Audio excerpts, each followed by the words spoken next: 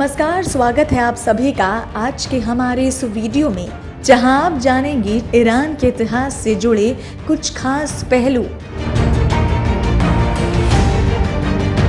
Iran का इतिहास। Iran का पूरा नाम फारस है और इसका इतिहास बहुत ही नाटकीय रहा है, जिसमें इसके पड़ोस के क्षेत्र भी शामिल रहे। ईरानी इतिहास में साम्राज्यों की कहानी ईसा के साल पहले की हकामनी शासकों से शुरू होती है। इसके द्वारा पश्चिमी एशिया तथा मिस्र पर ईसा पूर्व 530 के दशक में हुई विजय से लेकर 18वीं सदी में नादिर शाह के भारत पर आक्रमण करने के बीच में कई साम्राज्यों ने फारस पर शासन किया। इनमें से कुछ फारसी सांस्कृतिक क्षेत्र के थे तो कुछ बाहरी। फारसी सांस्कृतिक प्रभाव वाले क्षेत्रों में आधुनिक ईरान के अलावा इराक का दक्षिणी भाग, अजरबैजान, पश्चिमी अफगानिस्तान, तजाकिस्तान का दक्षिणी भाग और पूर्वी तुर्की भी शामिल है। ये सब वो क्षेत्र है जहां कभी फारसी शासकों ने राज किया था और जिसके कारण उन पर फारसी संस्कृति का प्रभाव भी पड़ा। 7वीं सदी में ईरान में इस्लाम आया। इससे पहले ईरान में जरदोशत के धर्म के अनुयायी रहते थे। ईरान शिया इस्लाम का केंद्र माना जाता है। कुछ लोगों ने इस्लाम कबूल करने से मना कर दिया था तो उन्हें यातनाएं दी गई। इनमें से कुछ लोग भागकर भारत के गुजरात तट पर आ गए। ये आज भी भारत में रहते हैं और इन्हें फारसी कहा जाता है।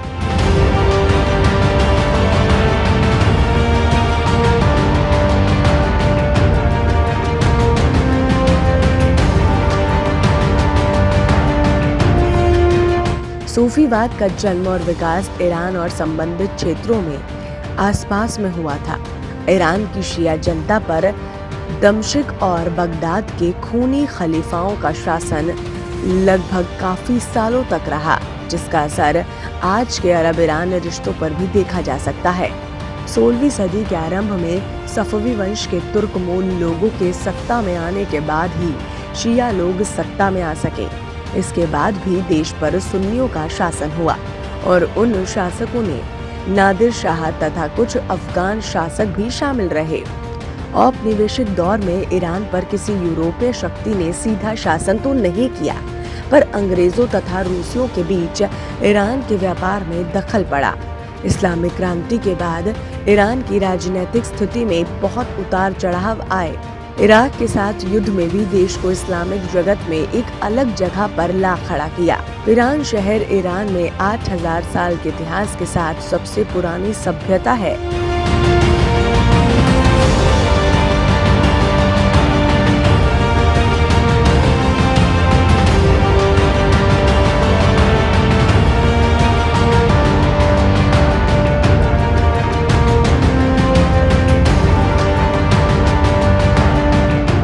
आर्यों का आगमन और फारस। माना जाता है कि ईरान में पहले पुरापाषाण युग कालीन लोग रहते थे। यहाँ पर मानव निकास 1 लाख साल पुराना हो सकता है। लगभग कई सालों पहले से खेती आरंभ हो गई थी। यहाँ पर मेसोपोटामिया की सभ्यता के स्थल के पूर्व में मानव बस्तियों के होने के प्रमाण मिले हैं। ईरानी लोग लगभग काफी समय से इसके आसपास उत्तर तथा पूर्व की दिशा से आए थे। इन्होंने यहाँ के लोगों के साथ एक मिश्रित संस्कृति की आधारशिला रखी, जिससे ईरान को उसकी पहचान मिली। आधुनिक ईरान इसी संस्कृति पर विकसित हुआ। ये यायावर लोग ईरानी भाषा बोलते थे और धीरे धीरे उन्होंने कृषि करना आरंभ किया। आर्यों का कई शाखाएं ईरान में आई। इनमें से कुछ मीदी, कुछ पार्थियन, कुछ फारसी, कुछ सौगदी तो कुछ अन्य नामों से जाने गए। मीदी और फारसियों का जिक्र असीरियाई स्त्रोत्र में लगभग काफी साल पहले से मिलता है। लगभग इसी समय जरदोशत या जोरोएस्ट्र के नाम से प्रसिद्ध का काल माना जाता है। हालांकि कई लोग तथा ईरानी लोक कथाओं के अनुसार जरदोशत बस एक मिथक था, कोई वास्तविक आदमी नहीं। पर चाहे का क्षेत्र फारसी नियंत्रण में काफी साल पहले आ गया। फारस के शाह अर्तेक्षत्र ने यहूदियों को अपने धर्म को पुनः अपनाने की इजाजत दी और कई यहूदी वापस इजराइल लौट आए। इस दौरान जो यहूदी मेदी में रहे हखामनी इस समय तक फारस मीदी साम्राज्य का अंग और सहायक रहा था। लेकिन एक फारसी राजकुमार साइरस ने मीदी के राजा के खिलाफ विद्रोह कर दिया। उसने मीदी राजा एसटीएच को पद्युचत कर राजधानी एकबताना पर नियंत्रण कर लिया। उसने हकामनी वंश की स्थापना की और मीदियों और फारस के रिश्तों को पलट दिया। अब फारस सत्ता का केंद्र और मीडिया उसका सहायक बन गया। पर कुरैश यहाँ तक नहीं रुका। उसने लीडिया एशिया माइनर के प्रदेशों पर अधिकार कर लिया। उसका साम्राज्य तुर्की के पश्चिमी तट से लेकर अफगानिस्तान तक फैल गया। उसके पुत्र कंबोजिया ने साम्राज्य को मिस्र तक फैला दिया। इसके बाद कई विद्रोह हुए और कई दारा प्रथम ने सत्ता पर कब्जा कर लिया। उसने धार्मिक सहिष्णुता का मार्ग अपनाया। हालांकि दारुश ने यूनानी इतिहासकार हेरोडोटस नहीं की, पर उसने कई सालों के आसपास यूरोप में अपना सैन्य अभियान चलाया था। उसके बाद पुत्र खशियार शासक बना, जिसके उसके मिस्र तथा बेबीलोन के विद्रोह पर पुनर्विजय तथा ग्रीक अभियानों के लिए जाना जाता है। उसने एथेंस तथा स्पार्टा के राजा को हराया। थर्मोपैले की लड़ाई में स्पार्टा के राजा लियोनेडिस को उसने मारकर गिरा दिया था। फारसी सेना को भी बहुत इससे नुकसान पहुंचा था। यूनानी कथाओं के अनुसार लगभग 100 लोगों की एक सैन्य टुकड़ी ने फारसी सेना को कई दिनों तक आगे नहीं बढ़ने दिया और बहुत नुकसान भी पहुंचाया। आगे चलकर उसने एक्रोपोलिस में एथेंस पर कब्जा कर लिया और इसको जला दिया। बाद में उसे सलामिस के पास हार का मुंह देखना पड़ा। इसके बाद उसकी सेना को और भी प्रदेश हारने पड़े। जेरेक्सेस के पुत्र अर्तेकजेरेक्सेस ने गद्दी संभाली। उसने विस्थापित यहूदियों को अपना मंदिर फिर से बनाने की इजाजत दी। उसके बाद अर्तेकजेरेक्सेस द्वितीय, फिर अर्तेकजेरेक्सेस तृतीय और इसके बाद दारा तृतीय के समय तक फारसी सेना काफी संगठित हो गई थी। सेना में घुड़सवार अधिक मात्रा में हो गए थे और सैन्य कौशल भी बढ़ गया था। सिकंदर का उदय हो रहा था। सिकंदर ने एशिया माइनर पर धावा बोल दिया। दारा को भूमध्य सागर के तट पर इसूस में हार का मुंह देखना पड़ा। इसके बाद सिकंदर ने 3 बार दारा को हराया। सिकंदर ईसा पूर्व परसेपोलिया आया और उसके फतह के बाद उसने शहर को जला देने का आदेश दिया। सिकंदर ने भारत पर आक्रमण किया और फिर वो वापस लौट गया। कई सालों के आसपास बेबीलोन में उसकी मृत्यु हो गई। इसकी मृत्यु के बाद उसके जीते फारसी साम्राज्य को इसके सेनापति ने अपने में विभाजित कर दिया।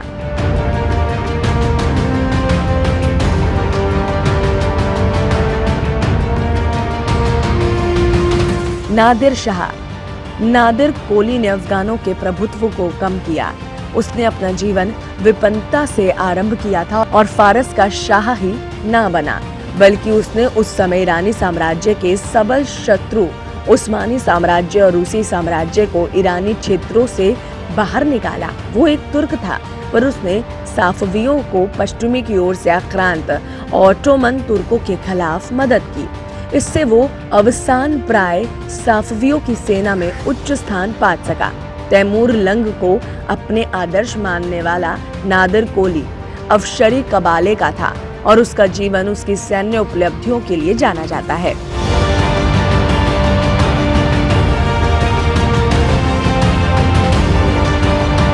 इस्लाम का उदय और अरब।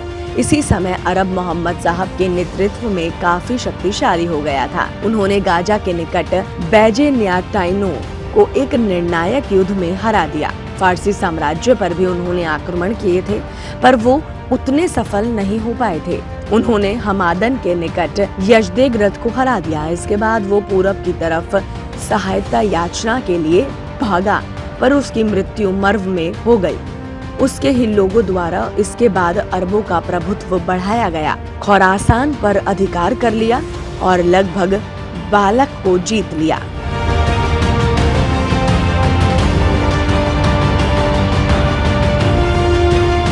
पार्थियन। सिकंदर के सबसे काबिल सेनापतियों में से एक था सेल्यूकस। उसका नियंत्रण मेसोपोटामिया तथा ईरानी पठारी क्षेत्रों पर था, लेकिन इसी समय से उत्तर पूर्वी में पार्थियों को विद्रोह आरंभ हो चुका था। पार्थियनों ने हकामनी शासकों की भी नाक में दम कर रखा था। पार्थियनों ने पश्चिम में रोमानों का सामना किया और पूर्व में साथियों का। इसमें उनका शासन प्राय अशांत रहा। मिथ्राडेट्स ने अपेक्षाकृत स्थायित्व से शासन किया।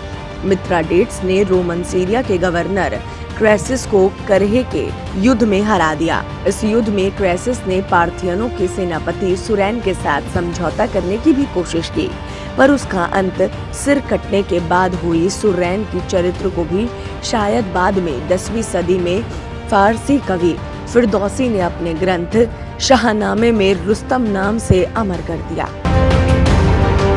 सूफीवाद। अब्बासीद काल में ईरान की प्रमुख घटनाओं में से एक थी सूफी आंदोलन का विकास। यद्यपि सूफी आंदोलन तो अरब और इराक के इलाके में जन्मा था, पर उसको संपूर्ण रूप ईरान में मिला। सूफी वो लोग थे जो धार्मिक कट्टरता के शिकार थे और सरल जीवन पसंद करते थे। इस काल में फारसी भाषा ने अभूतपूर्व कवियों को जन्म दिया। रुदाकी, फिरदौसी, उमर खयाम, नासिर खुसरो, रूमी, इराकी, सादी, हफीज आदि इस काल के प्रसिद्ध कवि हुए, जिसमें कईयों को सूफीवाद के प्रेरणता के रूप में जाना जाता है। इस काल की फारसी कविता को कई जगहों पर विश्व का सबसे बेहतरीन काव्य भी कहा गया है।